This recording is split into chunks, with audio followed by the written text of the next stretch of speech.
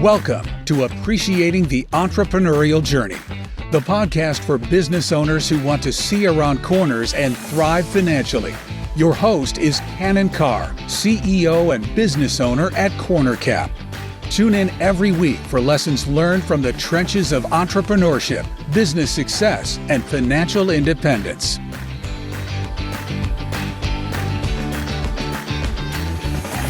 Hello, everyone. Welcome to the program. I'm Cannon Carr. I've got Claudia Bettinger with me here in the studio. Claudia is our producer.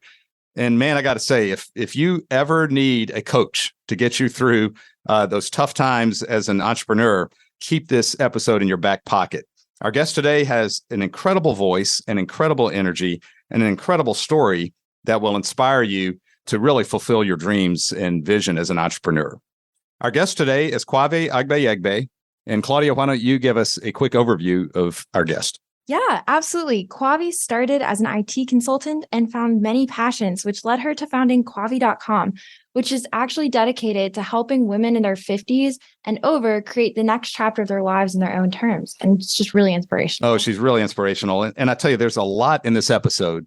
And Claudia and I'll be back at the end after it's over to give a summary of kind of those 3 or 4 key things. But just to kick us off, I want to point out 2 quick things. One, as you listen to Kwavi talk, you're going to hear about how someone is building a personal brand as a business. And it's interesting. She's at the center, but it's not about her. And she does a wonderful job about talking about how she fulfills her mission, which is all about having an impact on people's lives through her talents and through her skills. And you'll hear how she figures out what she's good at, what she needs to delegate, and how she segments the market to use her talents and energy efficiently.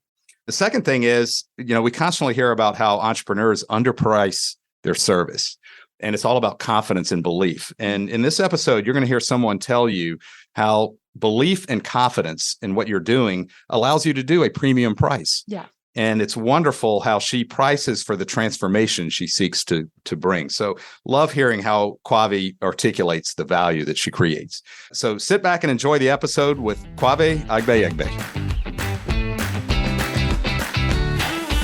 Kwavi, welcome to the show, and we are excited to have you. I thought we would just jump in right where you got started. You started out working with bigger IT firms as you started with early parenthood, but you were showing signs of early entrepreneurialism as early as 19 years old. So tell us a little bit about how you got started, working in the big corporate structure, but showing that entrepreneurial spirit.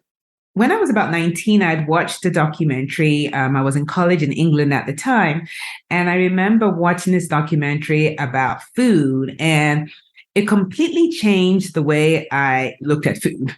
And I decided there and then I was going to become a pescatarian. I didn't even know whether that even existed. I just knew that I was going to stop eating meat and chicken. And because the documentary talked about cattle, and I was like, ooh, all right. Essentially what they were showing was the journey from from how the cattle are reared up until when they get to our table. And I was like, no, I'm not eating this anymore. And so that put me on a journey where I started to investigate every single thing I put into my mouth. And through what happened was I started changing my own eating habits. And then my colleagues in college started to ask me, like, what are you doing? You kind of look different. And so I would set up like meal plans for them. I mean, I wasn't getting paid for it. I just wanted to help them do the same thing that I was doing. And they started to see results. And so that was just, something I did at the time. I never really thought anything of it. And I was in college at the time for computer science. And so when I graduated, I went straight into consulting. I graduated from college in the UK. And then I decided to move to the US for work. And so I started working with different IT companies. And this was before I got married. So I was just working at different IT companies.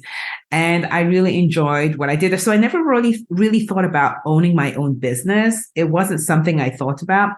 However, I do remember at the age of, I think it was like 20 or 21, I had this I had this business where I was actually helping kids be fit. So it was like aerobics classes for kids, and, charge them a nominal fee. And then I would teach them every week, just different exercises, almost like a Jane Fonda version for kids. Right. And I enjoyed doing that. I just loved creating an impact in the lives of others. And so I just did that. And then fast forward, working in IT, I kept doing that. And then on the side, I would help people with different meal plans and exercise routines just to help them stay fit. Or if they wanted to lose weight, I would give them different ideas on how to lose weight. But I never thought it as a business for myself, because I didn't even think that it was possible to earn a living doing that. So I never really thought much about it. Mm-hmm. And then when I was probably after I got married very early, before I even had kids, I thought, I could really probably do this. But I never really stepped into it. It wasn't until actually after I had kids, which probably wasn't the best time, because then, your time is limited. And that's actually when I started my business. Right. When you said, finally, I've got no time now. Now I'm going to jump in and start. I'm going to do it, right? Yes. So let me ask then. So, clearly you were having that spirit of seeing opportunity that you had a passion about and using it to help others, which is such, that passion is just so key. But how did you know you were ready to leave the stability of the corporate world and take a chance on some of those ideas? How did you know it was a good time ultimately, especially as you got busy? I'm going to be honest, I didn't. And I don't think anyone ever knows that. And I think that's an illusion. Mm-hmm. When you think you're going to know you're ready, you just need to know a little bit more than the next person and just go ahead and do it. Now, I will say that I did have the comfort of my husband, so he would at least cover the bills, Right. You had some financial stability. Yes. Yeah. So I had that piece. But in terms of knowing when you're ready, I didn't know that. And even if you're the breadwinner, you could still do this, but obviously it will be a different path. In other words, you would have to save up enough to kind of keep you going while you're doing it. But I don't think anyone ever knows. I mean, because nothing is ever perfect. It's still scary going in. It's like, I don't care who you are, you're still going to be scared going in. But for me, the fear of not doing it was stronger than the fear of not doing it. It was like, I just couldn't imagine myself years from now thinking this was an opportunity and I missed out. And that you in a way owed it to yourself to try to go ahead and do this. And whatever, for me, it was like whatever happened, like the outcome, it will be worth it regardless. Because I really believe in failing. That's my thing. It's like I believe in embracing failure. And that's how we grow as humans. And absolutely. And so for me, it was like, okay, regardless of the outcome of this, I know that doing it, I'm going to learn something along the way. And then I can decide at the end, do I want to keep doing this? Do I want to pivot? But I knew I was going to learn something at the end. And so you're saying get started is such a key thing. You don't have to have it perfect. Just get started. Let me ask, we'll jump into your ventures and particularly focus on Kwavi.com today. But when you look back, did you regret leaving the corporate world at all? Or were you like, as exciting and interesting as that was, boom? No. Even when there were times when I wasn't earning a penny, do not regret it. Because the thing is, I'm impacting people's lives. And for me, that was huge. That was a driving factor. I just wanted to, because it's, for me, it's just seeing people's lives change was worth it to me. Like that was worth it. So, so you brought up some great themes. I mean, being able to get started, not have it be perfect, be willing to fail is so key. So, at this point, if I've counted, you're on your third venture. And as we look, is it or maybe fourth? But as you look back, but we'll focus on this main venture now. But as you look back, what did you learn from those other two or three? And I know there are common threads through those.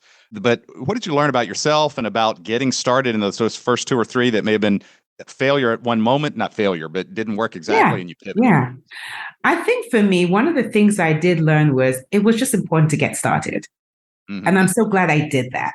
One of the other things too is having someone guiding you, because you're not going to know everything. I mean, I wasn't like, this astute business owner. I wasn't that. So just having someone to kind of guide you who's already ahead of you and have that person. And the other thing too that has helped me immensely is I have someone who's in business, probably the same level of business as I am. And we have weekly accountability calls every week. We've done this for like maybe 2 years. Going on 3 actually, September. And we meet every Monday at 9 a.m. Eastern, and we talk about our businesses.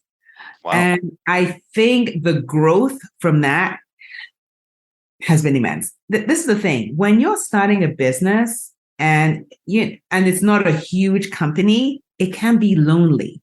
And so having other people around you that are probably close to that journey or ahead of you can help you in so many ways.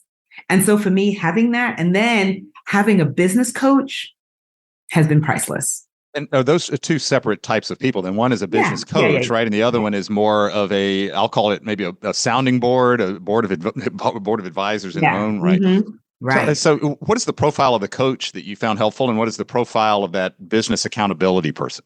So the business coach is someone who is way ahead of me and has achieved the level of success that I want for my business. Mm-hmm. And so having them there, I can ask them questions. They can show me examples of what they've done that has worked for them. And that doesn't mean to say that what they have done will work exactly for me, but it's just nice knowing that they've been where I've been. Mm-hmm. And so having that, and so that's the profile of the business coach. And then for the accountability partner, she's actually a friend, but has become more of a friend. Our friendship has really evolved because we're both at that level, kind of very similar levels, and being able to kind of say, okay, this is what I'm doing this week. Hold me accountable. What I achieved last week. Because sometimes you're in business and you think, all right, because I'm doing all these different things. Nothing is working. And so being able to acknowledge your accomplishments helps you a lot and prevents burnout. That's great. Yeah. And so we share that. We share our celebrations from the past week, what we're working on. And we also talk about, our accomplishments in our personal lives too, because when you're running a business and you have a small team, your personal life is kind of running concurrently, and you want to make sure that that's balanced. And so we talk about that too. Gosh, what a wonderful soundboard. Is this person in the same industry or totally different industry? Similar. She's a coach too, but a very different niche than mine. Mm-hmm. Yeah. Got it. Well, I'm just curious, as you look back over the last 15, 20 years of getting to this point, was there a hardest moment where you really said, I've got to pivot and change either the business model or how I'm funding some of these prior ventures? Ever a difficult moment like that you would reflect on? Well, I think switching from being a weight loss coach to a coach for women 50 through 99 was kind of pivotal in the sense that weight loss is, it's easy to kind of sell that, or it's just known. Like people want to lose weight, but the 50 through 99 niche is like, it's not really that popular. So I'm going into something completely different. Mm-hmm. And I'm like, okay, you have this thing going. Why'd you want to switch? But for me, it was more of the impact I wanted to make in the world. Like that was key for me. I wanted to make a bigger impact. And I felt that making that switch would allow me to make a bigger impact. But not only that, for me, being a coach for women 50 through 99 was bigger than me. Mm-hmm. And so I was like, you know what? It's okay. Let's do this work that can, really for me, I feel like is impacting the world. I can make a big difference in the world, and I can leave a legacy long after I've gone by doing this work. And to me, that was important. And so that brings us, that is Kwavi.com today, right? Is that, yes. Okay. Yeah. So it's evolved to that. It's evolved to that. So remind us then, so Kwavi.com then does exactly what then? You were coaching women 50 to 59 years old. Is it that specific? Yes. 50 through 99. That is specifically the age, and it's just for women. And essentially what I'm helping them do is have a meaningful, productive life based on what it is that they want. So it's not based on what society wants, what their parents want, kids, because now they're at that age where the kids have left home. They might be in a job where they're being passed over because of their age. They're now feeling that their bodies are changing. And unfortunately, relationships change a lot in this age group where, they've even termed that age group as having the highest rate of divorces. Unfortunately, they actually call it great divorces. And so you might find yourself now by yourself, and maybe you've been married for such a long time. And so there are so many different changes going on in a woman's life. And I want to help them realize that their life is not over and that there are so many possibilities ahead of them at this time. And I want to kind of help guide them through that, because I know that when women get to this age, they have a lot of experience, they have a lot of wisdom, and this is the time to really start thinking about what they want personally and using their wisdom and experience for good. So, wonderful. Well, and as you and I've talked before, I think you've used the word invisibility. Sometimes people feel invisible at this age or irrelevant, which is so interesting. And so, I'll ask you the question: Can someone over 50 start a business or change themselves, rejuvenate their lives? Oh my word! So many times over. I have one of my clients who she just brings so much. She brings so much delight and joy. Because I remember when she first started working with me, she's in her 60s. She's a retired principal, and she really thought that her life was over. She didn't know what to do. She had retired, but she wanted to do a bit more. I remember her exact statement was, "I don't want to be a stay-at-home grandmother." That was her term. Mm-hmm. And now she's had like 2 or 3 businesses since then. She's now on TikTok, and she's like, "I can't believe I'm on TikTok doing all these amazing things, impacting people's lives." And when I see women like that, I just know that there are so many more women out there that don't realize their potential because society has kind of said, "You're no longer relevant, you're invisible, your life is over." I just want to let people know it's not true. It's not too late, and you're not too old to pursue your dreams. Well, and a sidebar conversation, but society does seem to be overlooking that 50 to 70-year-old productive person. And why is that? Real quick. I think it's because we live in a very youth-obsessed culture where once you hit a certain age, it's like, you're no longer relevant. This culture likes, I guess, for lack of a better word, like the new and improved. That's what they want, that shiny object. And as far as they're concerned, 50 and over, we don't fall into that category. Right, exactly. But it's so untrue, though. It's so untapped. It's like, I don't understand why brands are not targeting this audience. We have more spending power, and so we're overlooked. But I want more women to realize their value and just show up as themselves. And where, if they want to start a new business, do that. If you want to write a book, do that. If you want to take the trip, do that. Like, there are so many opportunities. And in doing so, you kind of reignite, that kind of flame inside of you that's probably been burning, because a lot of them put all their desires and dreams aside because possibly they're raising kids, maybe career. But this is the time to start. Like, there are so many opportunities available. Well, it's such a wonderful point. I mean, they put things on hold, and now they've got opportunity. And, not only is it, this is a group that has a lot of wisdom and experience too. So I really think you're onto something. And I think there's probably fast forward 10 years from now, opportunity for greater attention, on all as a workforce and as a productive group. Exactly. Here. So wonderful. Well, let me ask this. So, look, 5-10 years from now, because we often talk with business owners about what, ultimately, what does success look like? Mm-hmm. So what does success look like in your mind 5-10 years from now? Where do you want to take this? I want it where we can look at the media, like TV, and see more women like me showing up. I want to be able to say, look around and say, "Oh, wow, look at the ads."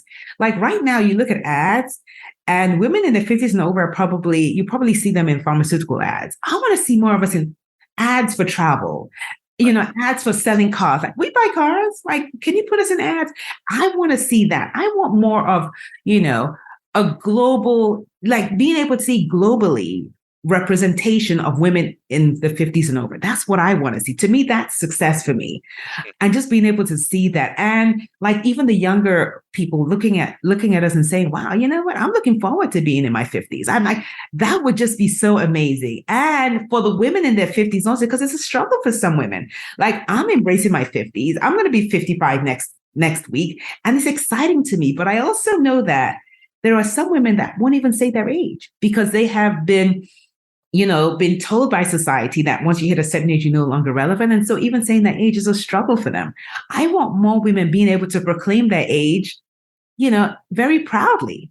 And so for me, that is what success is about. It's not just, it's nowhere about me. It's more about the impact in the world where 50 and over is now celebrated, as opposed to, people are like, "Oh my goodness, it's not something I'm looking forward to." I want it to be celebrated. Well, what a wonderful mission. And you're right. It's not about you. It's about, the mission that you're building. But yet it is about you in some sense, because you are bringing that branded presence, that skill set, right? And so let's think a little bit just about the business you have, which is, it's not a coaching model necessarily or consulting model. I mean, it's a personal brand model, if I understand it correct. What's the biggest hurdles in building? Because you're how many years into this? Is about 2 years. 2 years. Now, this particular with my new niche, well, it was always Kwavi.com, but it was more weight loss. So now, 2 years in, I've switched to coaching women 50 through 99. Yeah. Right. Mm-hmm. So it's the kind of the broader mission of the last 2 years. So what's the biggest hurdle or two in getting that personal brand started? And you shared some ideas with me a little bit about like lumpy income stream or about what you can do and how you delegate to others. But walk us through some of those challenges. Yeah. So, the different months, like some months, like everything's going right. And the next month is like down. So being able to have a consistent income every month. And so I'm fine tuning that. And also just, being able to, in addition to being able to have consistent months, just being able to delegate. Like I can't do everything and knowing, okay, this is my skill set. I'll focus on this and realizing, and even sometimes there might be some other areas that I'm good at, but it's not it's not an efficient use of my time. And so being able to say, okay, I'll do this. And even in the home, being able to delegate certain tasks that can interrupt my time with my business, like getting someone to clean the house. I just don't think that's an efficient use of my time anymore. Right. Well, so how do you ultimately figure out what you're good at then? I mean, how have you gone through that process, or have you kind of always known? Talk us through that a little bit. I kind of know, like, I'll give you an example. Like, because I have an IT background, doing the technical part comes easy to me, but it's not a good, use of my time. And so being able to tell my VA, okay, you know what, you set up the emails that go automatically, even though I can do them myself, that's not a good use of my time. I want to focus on creating the copy that talks to my audience. Like I know my audience intimately. And for me, I don't want someone else doing that because I know the language I use with my audience. They know how I speak with them. So if someone did that, it wouldn't quite be me. And so that's what I focus on because I know the kind of language to use where they're like, Kwavi gets me. She's talking. And so for me, that's what I focus on, like being able to talk to my clients in the language that they understand. And so that's always going to be something I do. I don't think I'm ever going to delegate that. But the other pieces that make the business work, I can delegate that to others. What are those pieces that you have delegated? So like all the emails that have to go out, like I have an online membership where we do trainings once a week, like all those emails, letting them know the times and dates. I have someone doing that. If they have questions about, like if they're trying to get into the system and they're having issues, I have someone for that. Like, I could do that, but that's not a good use of my time. Your password gets locked and you can't figure it out. I have someone that they can contact for all of that. So a lot of the tech pieces to make everything work, I have someone that is just delegated just for that. And that kind of makes it easier for me. Yeah.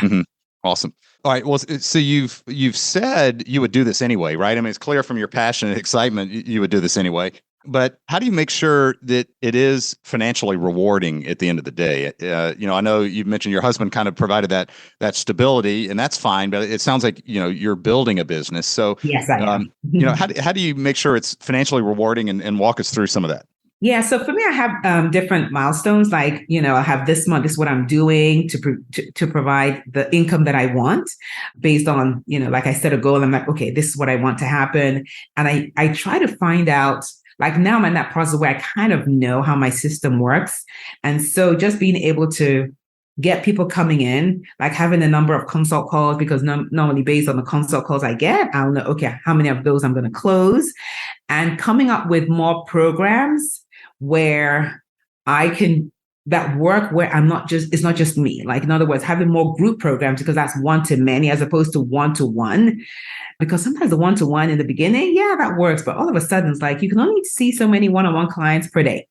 So being able to say, okay, Kwavi, let's transition into a one-to-many program where they still get access to me, but it's not just a one-on-one. And then realizing that there are different levels. I'm getting to that point where like my lowest level program, they don't get as much access to me, which is great, but they get access to the different programs where they work on their own. And then I have a few guest speakers that come in and speak with them, which works. And then so if they want more access to me, then you have to go on to this level. Like I have 4 different levels in my program. And so if you want more level of access, you come this way. And so being able to implement that, which I started earlier this year, has been helpful because it helps to bring in more income, but also kind of keeps them going without them feeling, oh, we don't have access to Kwavi. Like, okay, if you want more access to me, then get to this next level. But you can always start here.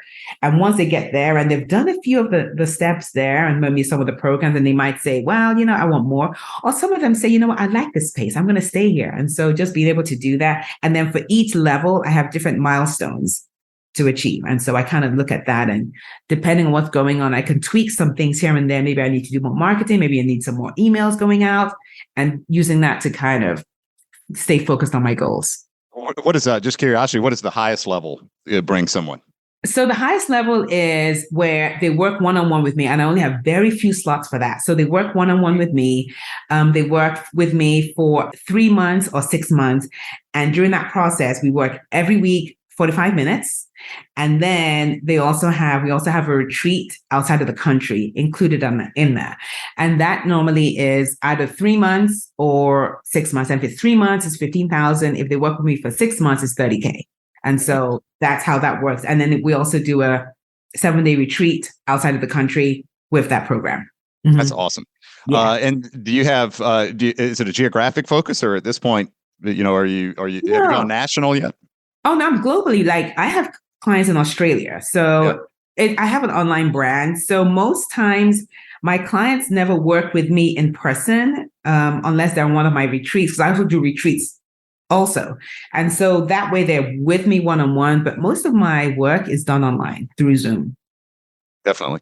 And do you find, because I know you've done a lot of personal one-on-one work through the years, does Zoom change that coaching and advisory position, or, and I'm sure it changes it, but does it enhance it? Does it restrict it? How do you adapt?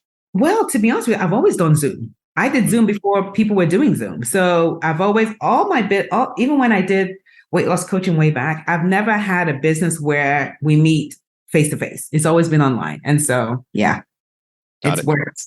Does the business require a lot of capital? And you and I've talked a little bit about it, but ongoing capital investment, or are you able to kind of stage it as you need?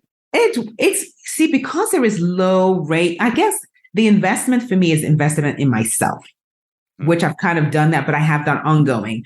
But in terms of capital intensive, it's not very capital intensive because you're doing most of the intellectual work. Like, I am the brand. So intellectually, that's what I'm providing. And so what I do is when I make money, I just pour it right back into the business. And I'm at that point where I'm constantly reinvesting into the business. The goal is by next year, it will be probably a different model where I can say, okay, you know what? I don't have to invest as much into the business because I've gotten so much out of the business where I'm at that level where, okay, the business is just kind of working itself. And that's my goal for next year. Yeah. Got it. That's awesome. Now, and you don't have to get specific. I mean, do you actually have a revenue goal, or is it more of a other kind of milestones, like number of online sessions? Or I'm just curious how you're tracking. For me, it's more, right now it's more revenue driven. And so my first point is 350,000. That's my revenue goal. And then the next point is closer to 500,000 and then 1 million. And so those are my different milestones for my business. Yeah. That's awesome. And I know you'll get there because, I know through the grapevine that you've done some great work and energized people so well. Yeah. So and you can hear why. Well, let's pivot a little bit. One of the areas, maybe just 2 or 3 more questions, but to explore. But one area that constantly comes up is just that concept of when is belief so important and stubbornness important, and when is stubbornness actually a problem, right? Because, and you've seen this through your ventures, right? You need belief to get you through things, but yet if you're too stubborn, you don't recognize when you should pivot. When is belief a virtue, and when is stubbornness a vice? Well, I'll say that belief is always a virtue. You have to have, because you're not always going to get people cheering you on, like, yeah, let's go. You're not always going to get that. And sometimes you never get that. And so being able to have enough belief in yourself that what you have is valuable is key. Like that is so key when you're beginning, like being able to have enough belief in yourself that people value what you have and they will pay for it. Because that's the thing. Sometimes, you have this great gift, but you're like, will people pay for it? Absolutely. But you have to have enough belief in yourself that is valuable, because if you don't, you can't sell it. People are not going to have belief in you. Like, so being able to have like that belief, and I'll tell you though, that belief can waver depending on what's going on. But just being able to kind of stay in it and just know that, you know what, I have something that's valuable that people need can keep you going. And to be honest, the stubbornness is helpful at times, but the belief definitely is the key. Like having that belief in yourself is key. Yeah. Sometimes we'll hear when entrepreneurs underprice their service in the market because they're either they're not confident, or they maybe haven't, they just don't understand the marketplace enough. How do you get a sense of what's the right balance there? And I'll tell you this, in the beginning, we all go through that where we undersell ourselves. I mean, there might be some people out there that come out right out of the gate and just say, boom, possibly. But I think that most entrepreneurs, when they initially begin, we undersell because sometimes we don't know what the market's like. And so we undersell our value. And eventually you kind of learn, and that's part of the growth. Like you learn. And when people start to see transformation, it's like, I say that like coaching, for instance, coaching is kind of new in the sense that we have budgets for when we travel. We have budgets for our school, college fund for our kids. We have budgets for those types of things, but we don't have budgets for coaching because coaching is so new. However, the transformation that comes with coaching is priceless.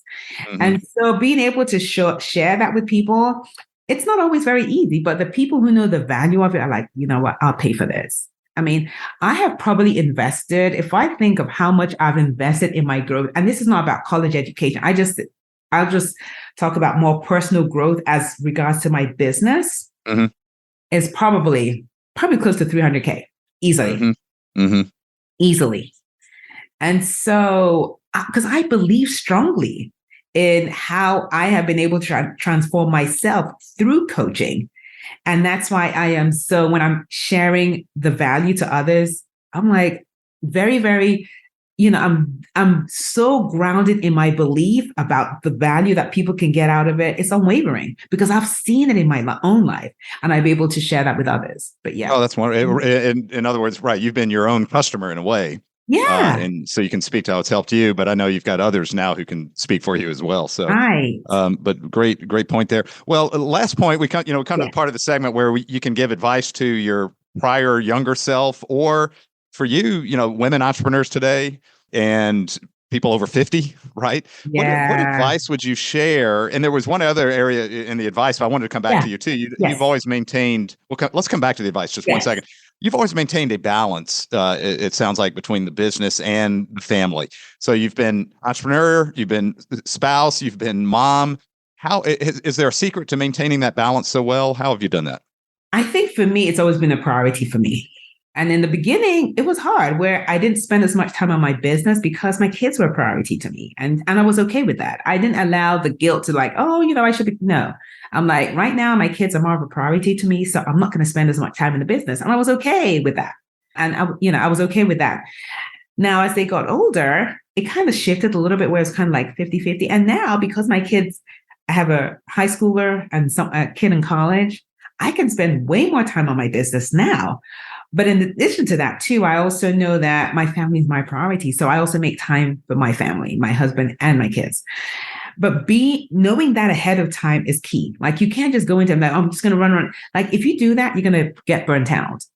And just knowing what your priorities are ahead of time and being okay with however it works out, because you get to determine that. No one else gets to determine that but you.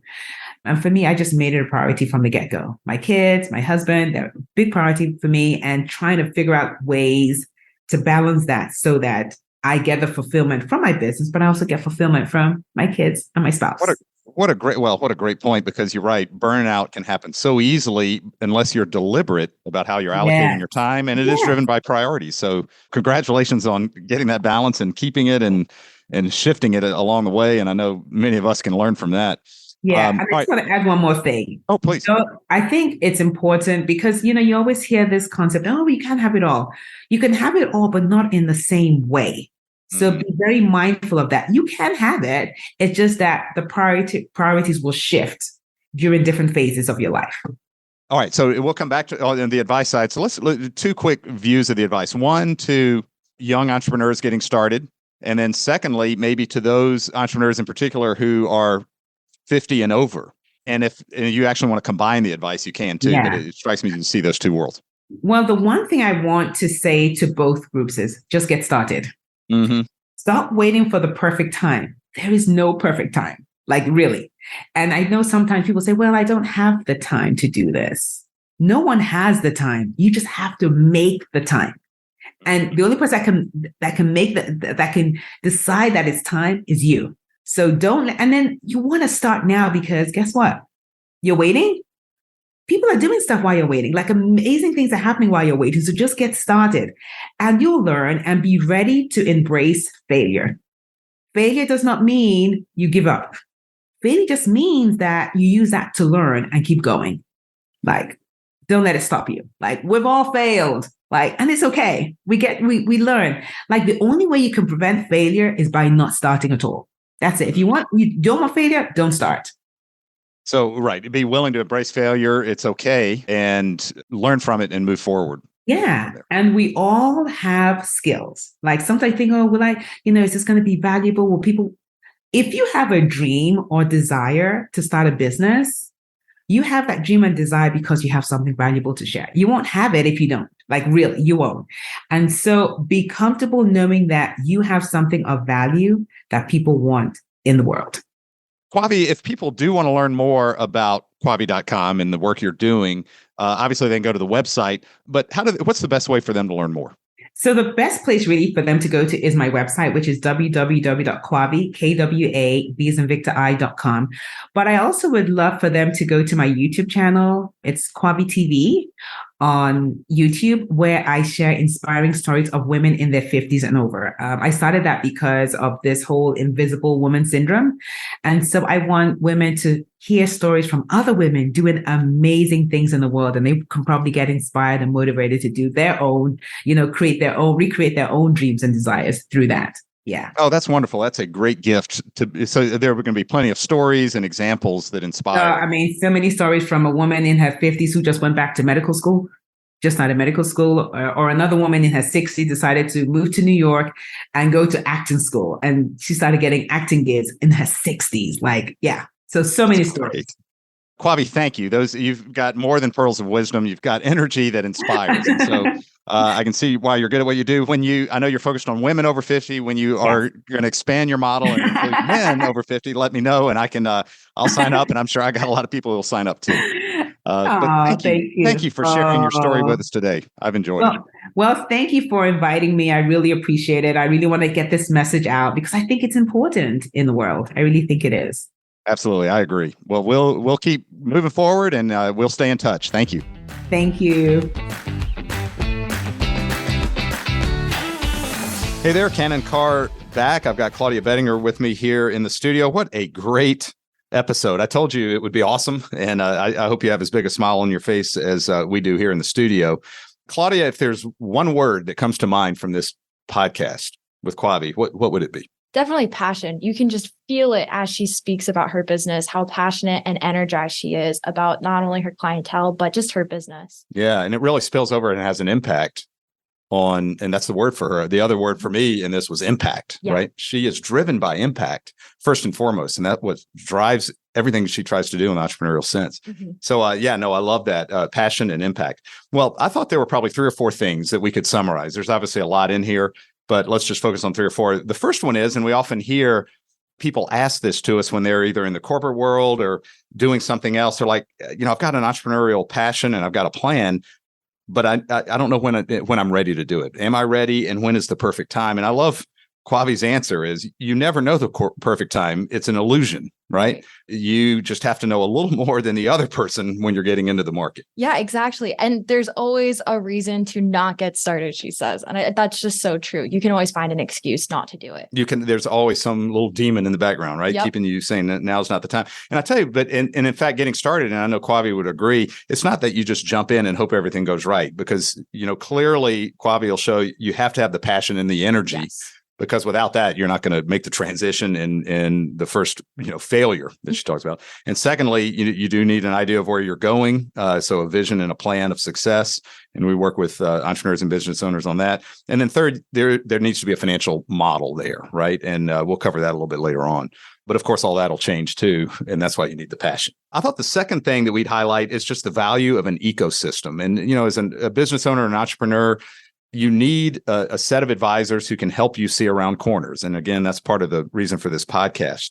But it's important to have someone guiding you professionally to be able to get through those issues, right? And one, she talks about an accountability coach, and she talks about a business coach, and each one's of those.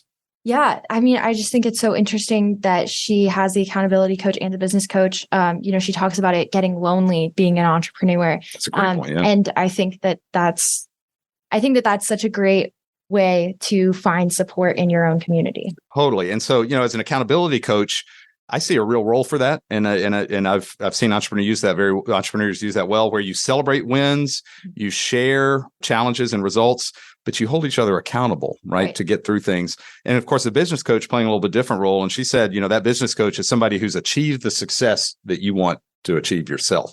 So it's somebody who's one step ahead of you, who can pull you along. So, and plus, as a lonely job, sometimes it helps to bounce ideas off of people. So wonderful elements of that ecosystem. The third thing to highlight that was interesting is just the financial model of building that personal brand, but also just the entrepreneurial startup model in any sense. With Kwavi, she did say, there was household income to help her. And certainly that gives a cushion. And some of the entrepreneurs we talked to is the same thing. But she did say, if you are, as the entrepreneur, the breadwinner, it does help to save enough up front. And that is exactly what we work with would-be entrepreneurs in their model too. If you're leaving the corporate world, how do you save enough up front? How much is enough? We start helping you frame that out. And then, as you're going along and reinvesting in the business, how much should you be pulling out for yourself? So we have a framework around that, but you can tell Kwavi has also been thinking through that. And I noticed next year she's talking about pulling some money out to diversify.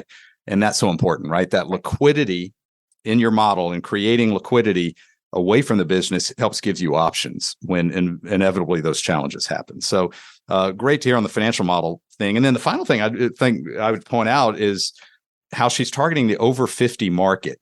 And it is such a growing area that's underappreciated. It's untapped, and it's in some sense got so much, like she says, wisdom and talent to tap into. And I really think over the next 10, 20 years, it's going to come back into favor, this group. Yeah, I really agree with that. I'm not there yet, but I've watched the generation before me start going through this phase of life and feeling invisible and irrelevant, just like Kwavi said, and that transition that they're going through, and that having to reinvent yourself when youth is what's being celebrated, not aging. And so I totally agree with you that this is just a group that's going to be revitalized in the coming years. Absolutely. So, and I've heard other entrepreneurs targeting this group, right? And even corporations talking about how we can tap the over 50 market for great workers who are smart, who have spending power, right? And they have been underappreciated because all you young people keep getting all the attention.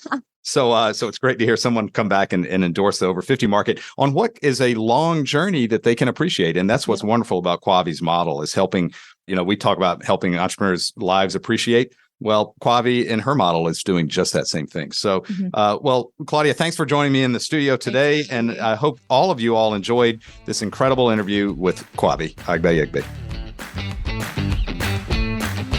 Thank you for listening to today's episode. Do you want to learn more about exit strategies for business owners?